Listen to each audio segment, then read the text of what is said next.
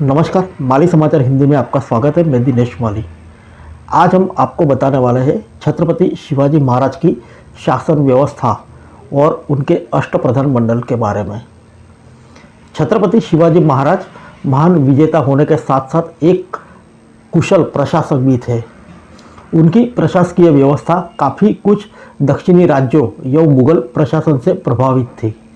मध्यकालीन शासकों की तरह शिवाजी महाराज के पास भी शासन के संपूर्ण अधिकार सुरक्षित थे। शासन कार्यों में सहायता के लिए शिवाजी महाराज ने मंत्रियों की एक परिषद बनाई थी जिसे अष्टप्रधान कहते थे। ये मंत्री सचिव के रूप में कार्य करते थे।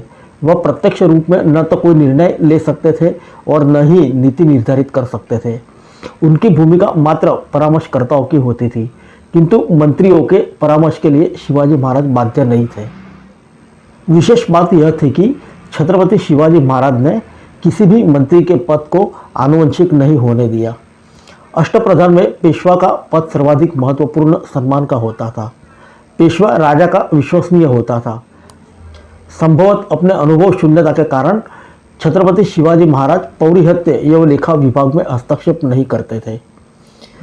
छत्रपति शिवाजी महाराज ने रघुनाथ पंडित हनुमंते के निरीक्षण में चुने हुए विशेषज्ञों द्वारा राजव्यवहार कोश नामक एक शासकीय शब्दावली का शब्दकोश तैयार किया था।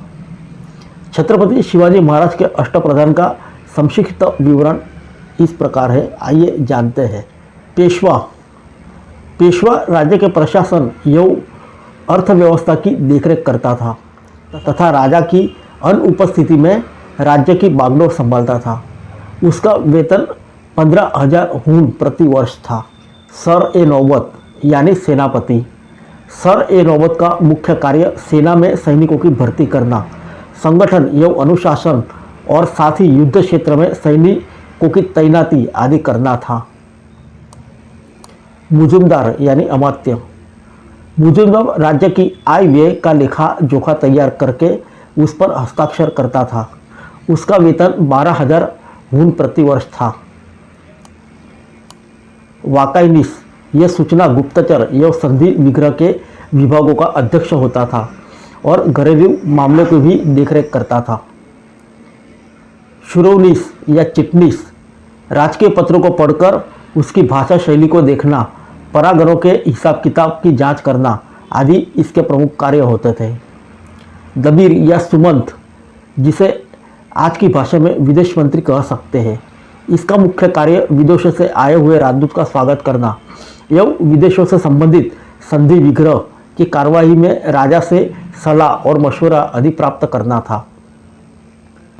सदर या पंडित राव, इसका मुख्य कार्य धार्मिक कार्यों के लिए तिथि को निर्धारित करना, गलत काम करने एवं धर्म को भ्रष्ट करने वालों के लिए दंड की व्यवस्था करना, ब्राह्मणों में दान का बंटवारा एवं प्रजा के आचरण को सुधारना आदि था। इसे दानाध्यक्ष भी कहा जाता था। न्यायाधीश सैनिक व असैनिक तथा सभी प्रकार के मुकदमे को सुनने एवं निर्णय करने का अधिकार इनके पास होता था। उपरोक्त अधिकारियों में अंतिम 2 अधिकारी पंडित राव एवं न्यायाधीश के अतिरिक्त अष्टप्रधान के सभी पदाधिकारियों को समय समय पर सैनिक कार्यवाही में हिस्सा लेना होता था।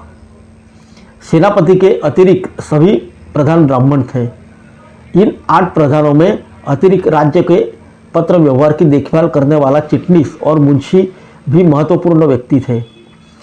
शिवाजी महाराज के समय बालाजी आवजी चिटनिस के रूप में और नीलोजी मुंशी के रूप में बहुत सम्मानित थे। प्रत्येक प्रधान की सहायता के लिए उनके छोटे अधिकारियों के अतिरिक्त दावन, मुजुमदार, फड़नवीस, सुबनीस, चिटनिस, जमादार और पोटनीस नामक 8 प्रमुख अधिकारी होते थे। फिर मिलेंगे अगले बुलेटिन में अन्य किसी खबर के साथ। तब तक के लिए इजाज़त दीजिए। नमस्कार।